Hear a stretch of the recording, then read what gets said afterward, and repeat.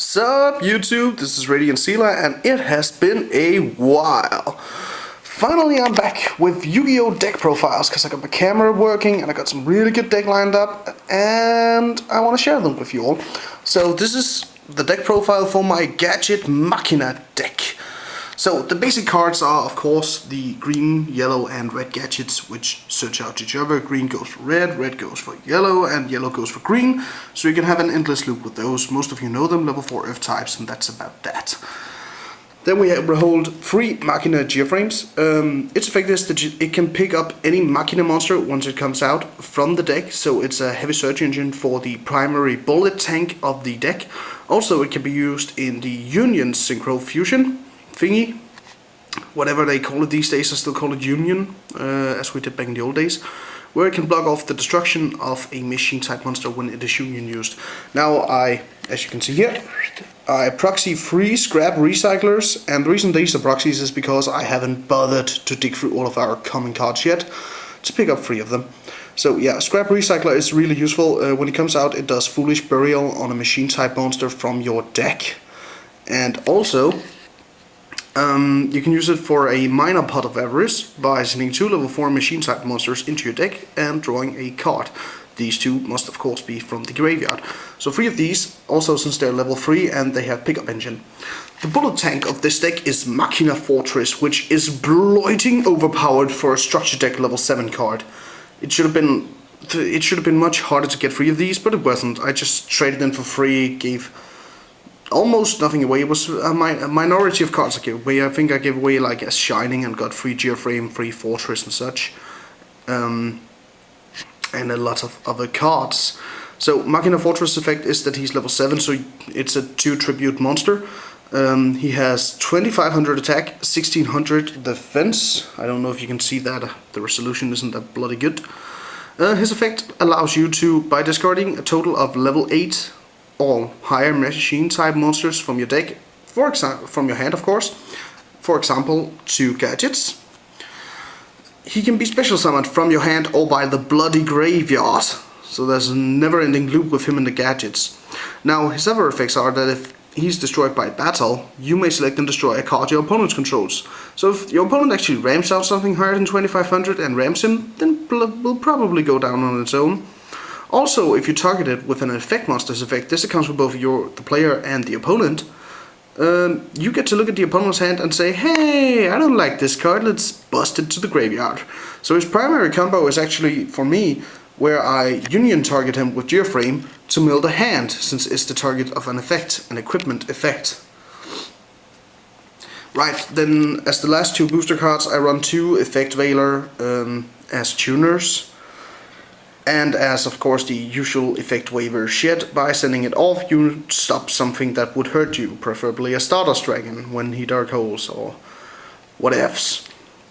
Right, spell lineup, we have double MST, pretty self-explanatory. Smashing Ground now comes in Ultra.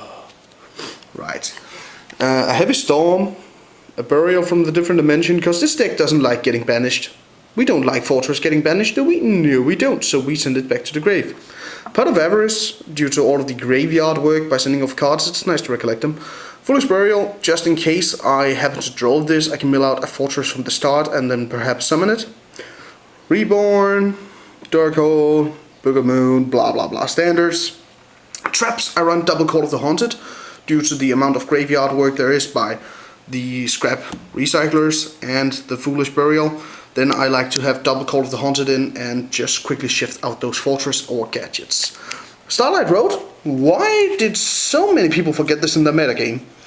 I should tell you, I went to a local tag team tournament in which I also won this great Return of the Duelist sneak peek mat. And me and my partner got carried to edges because of Starlight Road. And we were like the only people up there running it aside from the Hieratic Dragon dude, whom was my brother. And this Starlight Road, it saves your ass. Somebody dark holes while you have 2 gadgets out. Starlight Road, bitch. Nope, you don't get destruction. I get a Stardust Dragon. Did you like that? So, metagame card, which is not being played enough. It used to be a full-time meta card, and for some reason people thought, hey, Heavy Storm and Dark Hole, they're both there still. Why not stop running it? Stupid people, if you ask me, but that's about it. Right, we got double Dark Bribe, which is used for negating spells traps. Again, I don't like the destruction of my monsters, I really don't. So double Bribe, and double Warning, single Judgment, single Compulsory, Mirror Force, and Ultimate Offering. This is a personal preference on my part. I don't see why this should not be run with gadgets. I mean, of course, it mills your HP, but it also allows you to summon up 5 Exceeds in one turn, which is really worth it. And by the way, all of those people out here who call Exceeds 6, go kill yourself, please. Right, so as for the extra deck, I've got that down here. So we'll get to that. We run one Armory Arm, just for the, again, the Union equip, and it's a machine. We run Barkian, Notoria Barkian, for dismantling traps. Also, just a quick rule up on this guy, since most people didn't know this at the locals. When he's the attacking monster, you can't use his effect to block off a Mirror Force. You have to use the effect when one of your other monsters attacks. Why can't you do this, you ask? Well, let Radiantxela explain this to you. He attacks, that starts the chain. The attack is actually the start of a chain. You can look this up in the basic core rulebook of Yu-Gi-Oh! Now then, he's attacked during the start of a chain, Mirror Force is activated. The same card cannot occur twice in the same chain. Unless it's a permanency effect like Solemn, no, it's not called Solemn Judgment, what's it called? It's called, that thing that makes, yeah, anti-heal cards, like Nurse Recluse. They're permanent effects, so they work. This one is a proc ability and can therefore not be used twice in the same chain. The attack is the first chain and therefore cannot be used, but he's still a bloody good card for saving out Machina Fortress. Iron Chain Dragon, just for milling, I like this, and it's Earth also, so it can be used for a lot of good stuff. Gaia Knight, Beatstick and Earth. Black Rose Dragon, yeah, clear out the field. Scrap Dragon, because destruction is awesome. Stardust for Starlight Road, of course. I never synchro into this, I always keep it for Starlight. Mistworm, because knock up is impressively awesome. I actually rate this better than Trishula. Yeah, and now here comes the nerd rage, but still, I rate this higher than Trishula, and Trishula is now banned, so phew, I was right, Mistworm was right to get, Trishula was not. The Exceed monsters I run is Wind Up Sin Mains, which is impressive since it can be brought out with Scrap Recycler. It has 1500 only, but if it would be destroyed you can just detach one and does not go. And yeah, if it uses its effects it starts to blow up shit. Also, it just came in a tin, so it's actually pretty easy to get your hands on now. Illuminite is just a personal preference on my part. I was told to not run this at the tournament, and the guy who said that got his ass handed to him, so yeah. Draw cards, discard cards. Wind Up Zenmeister I use for anti-mirror forcing, you might say. If I suspect there's a mirror force, I usually use this effect, which allows me to flip down my own monsters, so I can save them for later. Fairy King Elverditch. Oh, how the hell that noun is pronounced. Elverditch, I think, or Elverdeek.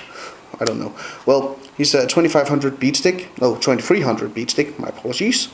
And his effect allows you to detach one to reduce all non-earth monsters' attack and defense by 500, which makes him incredible for running over those annoying Infernity Doom dragons, whom people actually seem to like at my place. Well, Gemini Pearl for the beatsticking. Again, he's also earth, which I kinda like. Photon Papillioperative. Oh, again with the weird names on these Exceed monsters. Well, its effect is the reverse Book of Moon. You detach one, flip a monster face up attack mode, and it loses 600 attack. So that's pretty good. Now the main Exceed of this deck, and the one you want to get out the fastest, is Gear Giant X, and I was so lucky to get my hands on this. I can't describe how lucky I was, because it's in secret first edition. You see, this card is never ever leaving this deck. It'll just stay there. But this effect allows me to, he comes out, he has 2300, I can detach one and search for any level 4 or low machine from my deck, which means, yeah, as you saw before, mostly anything. Also, this deck runs on 2 tokens. Since for some reason at where I play locals, or you know, at most locals and nationals and such, they require you to use your own bloody tokens, so I just brought these two along because they're kind of cute and fluffy and stuff. Right, so that's that. That's my Machina Gadget deck. I hope you all enjoyed watching this video, and if you didn't, go screw yourself. I will see you next time.